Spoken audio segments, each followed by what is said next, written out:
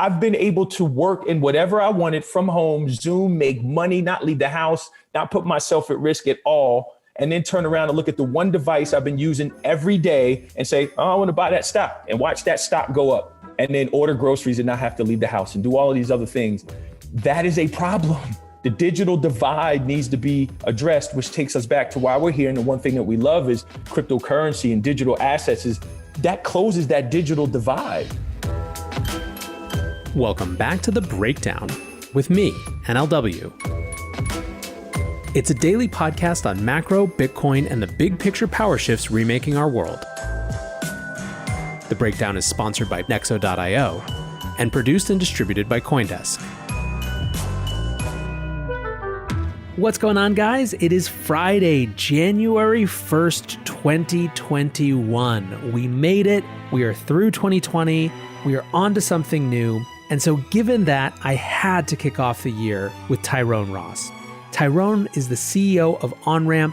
He's been named one of the 20 people who will change wealth management and is the host of On Purpose, a new podcast from CoinDesk. I'm thrilled to welcome Tyrone and his utterly, unfailingly optimistic perspective back to The Breakdown. So without any further ado, let's get into this conversation. All right, Tyrone, welcome back to The Breakdown. Always awesome to have you here, sir. Absolutely. Thank you again for having me. As you know, I'm your biggest fan, so I appreciate whenever you reach out and tag me to add my two satoshis to the show. Well, it's a good day for doing that. We're recording this on 20,000 Day or whatever it'll be called in the future. So it should be a really fun conversation. And let's kick it off. Let's go big picture first. What was the most important economic story of 2020? The most important economic story, I believe, and again, you probably know where I'm going with this, is the light that was shown on the massive income inequality in this country. We started to see that a lot of the policies that were implemented with the CARES Act and everything didn't really help those that it was intended to help and those that were on the fringe before they started 145 million working poor. So do I think it helped in some capacity? Yes, but I think it also showed that chasm between the haves and the have-nots in this country. I mean, it sort of in some ways served to reinforce how bad at addressing these issues the Fed's tools are, even if you would take their intent as sincere, which is, I mean, obviously a lot of people debate, but by having to work through the banking system to get money into the economy, there's just a natural siphon off that happens, right?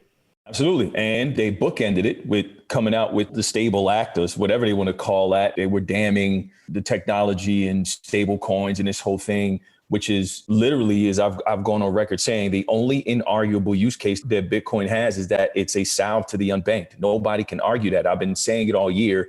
No one has challenged it yet because you can't. And when you look at Bitcoin and you look at stable coins, it's going to almost $1 trillion in value transferred this year. We're on pace for that. When you look at stable coins and when you look at the most useful stable coin when it comes to the Bitcoin ecosystem is a gift card. And you look at the remittance market and the ability to use gift cards to get people overseas Bitcoin and then them to be able to convert that into local currency. It's hard for them to say, all right, how are you justifying this not being a good thing for the people at the bottom and the economically impoverished that you claim you're fighting for? So it just didn't make any sense at all to me and a bunch of other people that ranted and raved as well. Yeah, I mean, the Stable Act was interesting. It felt to me, and I'm interested in your take, is like, is it just a narrative hangover from people's frustration with big tech where they're not even really looking at these technologies on their own terms because Facebook was the one that introduced them to the idea of stablecoins? Do you think that's part of it? I agree with that. I do think there's this connection with big tech that allows the narrative to run away, as similar as it does in the crypto space and with Bitcoin. But again, as I think a few folks pointed out, I think Nick Carter pointed out on the Brink podcast is, well, if you look at what Square and Cash App has done and their greatest penetration in the country is in the South. I've been saying this as well, and what they've done for the unbanked. You're looking at a company that, again, the first to engage the SEC about making Bitcoin available to retail investors. Square doesn't get their credit for that. They were the first to do it. And the SEC say, okay. So when you look at that, I think that stigma being attached to big tech, yes, but also, again, as you said, they don't dig deep enough to see where the help is coming from. And most times than not, it's coming from those aligned with some way with big tech. However you feel about that, it's just true. Yeah, right. Yeah, it's interesting. I mean, I think it was either on 4th of July or last year around this time, I can't remember, but sometime when you were on the show, you said explicitly that you thought that Square was the most important company in crypto. How has that played out this year, do you think? Again, look no further than what they've announced and what they've done. I mean, starting with the news that I think is most important was rolling out microloans, huge, right? Not to the full platform, but a small segment, massive, massive, massive thing. Because again, if you go back to the 16th century and you look at the susu, which is, if you look at any video that's teaching people the basics of a blockchain and cryptography and how Bitcoin comes about, a susu is that. It's just a digital version of that. It's the first thing. Second thing is, when you look at now, Dorsey saying, all right, well, we're all in. We're going to start putting some of this money in some of our, reserves into Bitcoin. And now this is going to be something that, yes, we make available, but we're also going to start looking at it from a corporate standpoint. That was, again, not the biggest signal in the world to me. When Apple does it, right, it will matter. But I think Square is going all in, which is why I continue to say, whether it's the Cash App, whether it's, on the balance sheet, whether it's, Square crypto and going all in, I don't think that changes. They're still the most important company. And again, if you look at, if the government had just, them and others, the current, there's a few other companies out there, just align with some of these companies that can simply, quote unquote, airdrop, right, people's stimulus checks right into their Cash App, to their Venmo or their PayPal now. That's super powerful. I think at the end of this year, 2021, we'll say that'll probably be PayPal, because the reach that PayPal has. And also, if you look at 53% of the people that shop at Walmart being those that make $50,000 or less, Walmart providing so many different financial services to the unbanked, the underbanked, them trying to become a bank 3 times. 2019, Walmart puts in a patent for their own stable coin. Again, we'll see where that stands, but also their partnership with PayPal to be able to allow people to use Walmart Cash through the app and buy things or whatever. And oh, by the way, if they really wanted to, now they can make Bitcoin available to those people. So I think maybe at the end of next year, we're talking about PayPal being that company and not Cash App, simply because of the ecosystem that they have directly into lower income homes. Yeah, I mean, I think it's interesting. Cash App, if PayPal does ascend to that sort of spot, you'll definitely have to give Cash App and Square credit for forcing their hand in some way, right? I mean, it's just the success that Cash App had was unignorable if you're a competitor. For sure. You have to look at that and go, all right, and you look, right? Venmo is going to roll it out. You have PayPal now. And again, you also have to look at, which doesn't get appreciated, is the way Cash App markets. They unabashedly market to that community through hip hop artists, through podcasts that are geared towards the Black and brown community. They make no bones about it. And I've had some conversations with some of the folks over there through DM or whatever, and just being a fan of each other's work. When they were announcing the microloans and that whole thing and how they were going to roll that out, I continue to be impressed, because they zeroed in on the market and they nailed that market. And it's incredible what they're doing. And it is a model for others. I don't know if they'll be as successful as far as penetration goes, but definitely they will be as far as reach and the mass amount, especially for PayPal, that they'll be able to reach. Many investors want to be a part of the next bull run. Others seek to build their dream home, finally launch that startup, or fund their education.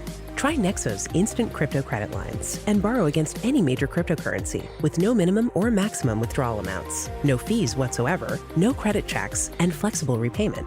Not to mention the APR starts at just 5.9%. Stay on top of your investment game with Nexo.io. And remember, it's your crypto, your credit, your choice. Get started at Nexo.io. Let me ask you a question, sort of a variant on the first one. So what is the most important, or what was the most important economic story that people didn't pay enough attention to?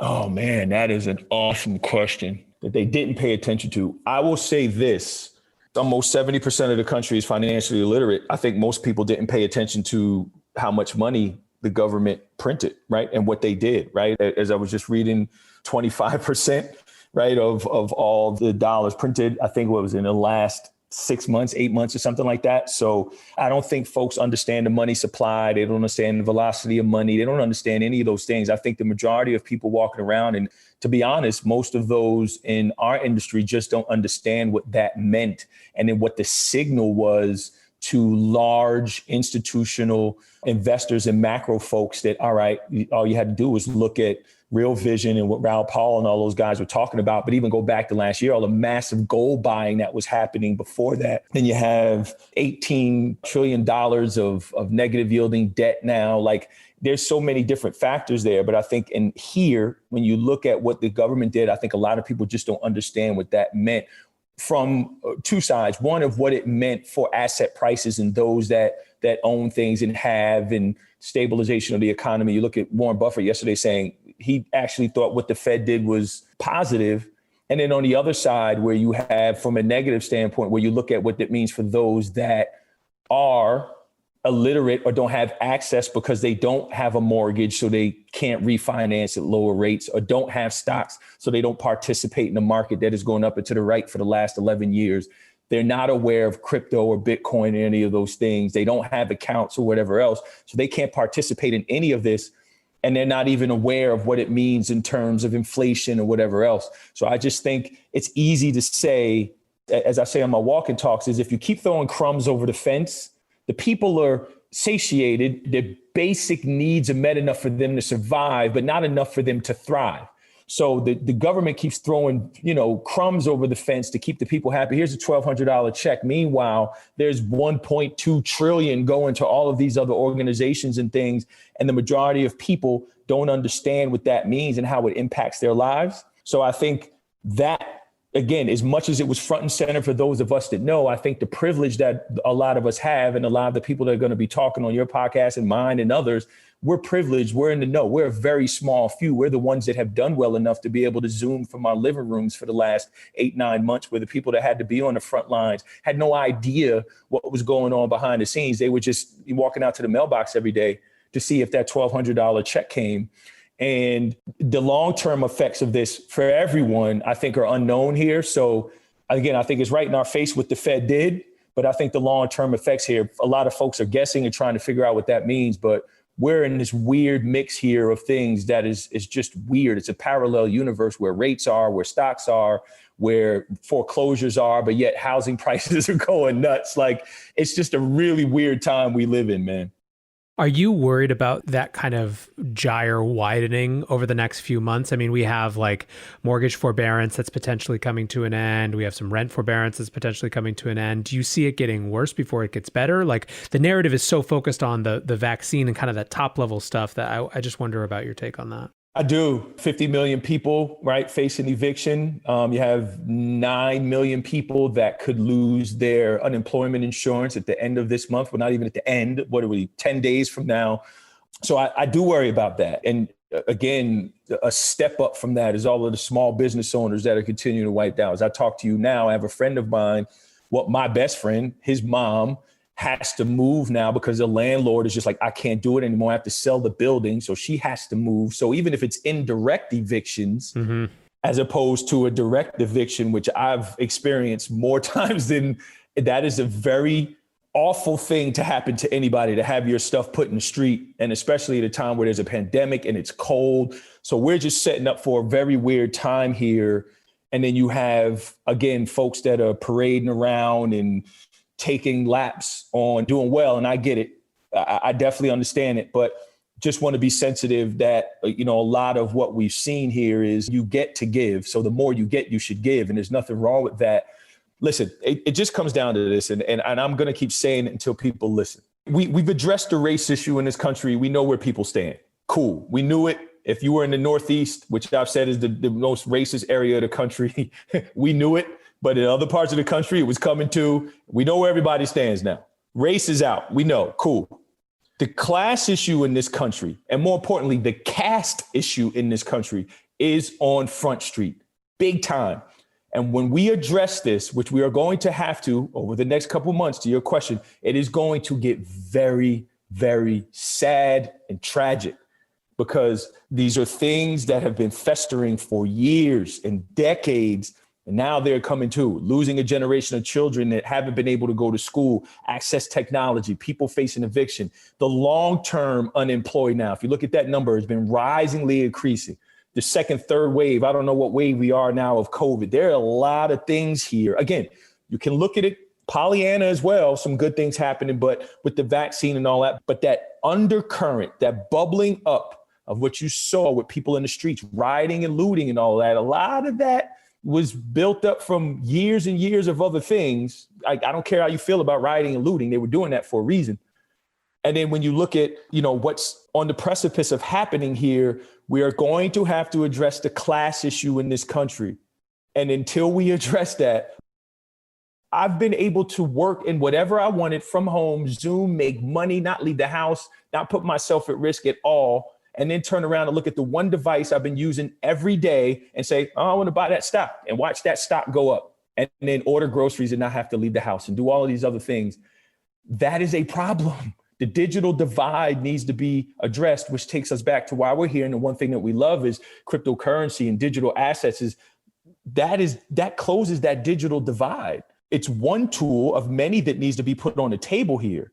But we have a class issue in this country that is so bad that we're going to have to face. And when we do, I think a lot of people are going to be blown away at what we're seeing and what we have to address in order to fix it.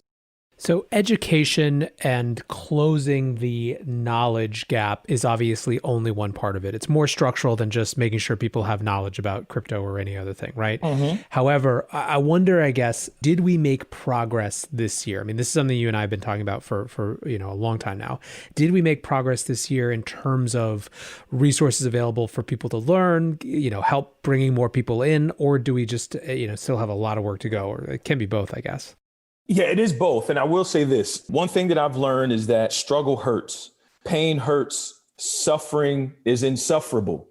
And I think that's what we got through this year. For as bad as it's been, we are finally now looking at the things we need to address. So yes, I do think there's progress there, because progress all the time isn't just, I turned 2 into 4. Sometimes the best progress is losing your 2 and being at 0. And I think that's what we did. We've taken a major step back in this country in a lot of ways, but it's a beautiful thing because now we can start to rebuild. We can start to align ourselves. We can start to network and lock arms for solutions that are going to get everybody. Again, like I always say, there's nothing wrong with the haves and the have-mores. We have the haves and the have-nots right now. That's a problem. So I think it's just really important that we address what's going on here. We've done that. And I do think, yes, we've made some progress now, because you're starting to see, for as much as she's getting beat up about it, and it's laughable to me, Mackenzie Scott working to give away, she's giving away $4 billion this year and she's getting ridiculed for it. That is laughable to me. But you're starting to see people give it the roots and make the solutions as big as the problem. And I think that's what my goal is with a lot of the things that I'm doing, and other people say, all right, we know what the problems are now. We get it. We've been saying it. Now our solutions have to be as big as the problem. And which is why I'm saying Bitcoin is digital social justice. Anybody that talks about income inequality now, or financial literacy, financial education, or banking, the unbanked, all that other stuff, and they don't put Bitcoin on the table, I tune them out. I don't want to hear it, because that means you're not serious. Because the problem is so bad, we have to put everything on the table. Don't really care how you feel about Bitcoin, little b, the price. Bitcoin, big B, the blockchain, the technology needs to be on the table. We are going to talk about bringing everyone into bringing them into the traditional financial system, but also leapfrogging and putting them into the digital financial system. It has to be on the table.